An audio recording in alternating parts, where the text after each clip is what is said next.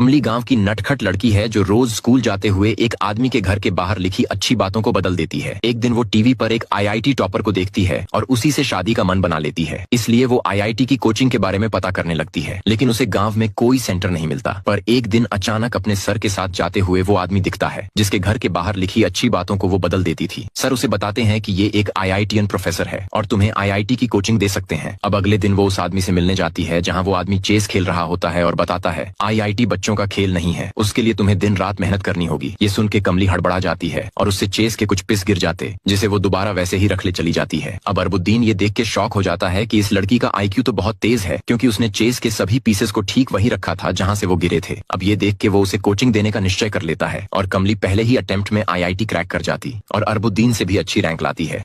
कमली IIT crack करके उसी लड़के के बारे में सोचते हुए आईआईटी कॉलेज पहुंचती है जहां वो लड़का भी पढ़ता था। वहां वो अपनी रूममेट नेत्रा से मिलती है जो उसे एक गांव की लड़की समझ के इग्नोर करती रहती है। पर कमली एक बार बातों ही बातों में उसे बता देती है कि वो यहाँ केवल एक लड़के के लिए आई है, जिसे सुन के नेत्रा चौंक जाती है कि आखिर एक लड़के के लिए इसने आईआईटी क्रैक कर दिया। अब जेलसी के कारण नेत्रा ये बात पूरे कैंपस में फैला देती है कि कमली तो सिंड्रेला है जो अपने प्रिंस के लिए यहाँ आई है। एक दिन बस में जाते हुए कमली उसी लड़के को देख लेती है और बहुत खुश होती है, जिसके बाद वो उसी के आगे पीछे चक्कर लगाने लगती है, कभी उसकी क्लास के बाहर तो कभी कैंटीन के बहाने। और कमली अब पढ़ाई छोड़कर मेकअप पे ज्यादा ध्यान देने लगती है ताकि अश्विन उसे पसंद करने लगे। इसी बीच फर्स्ट सेमेस्टर के एग्जाम हो जाते हैं और कमली सारे सब्जेक्ट में फेल हो जाती है। टीचर भी कहता है कि पता नहीं तुमने आईआईटी कैसे क्रैक कर लिया। इस बीच उसे पता चलता है कि कैंपस में जिस सिंड्रेला की बात हो रही है वो कोई और नहीं बल्कि कमली है और इसके पीछे नेत्रा का हाथ है। अब गुस्से में आकर वो बाहर बैठी होती है, तभी वहाँ अश्विन और उसके दोस्त आ जाते हैं जो उसके बारे में बातें करने लगते हैं। और अश्विन कहता है कि कितनी बेवकूफ लड़की है जो अपने माता पिता का नाम यहाँ डुबाने आई है। अब ये सुन के कमली रोते हुए वहाँ से भाग जाती है।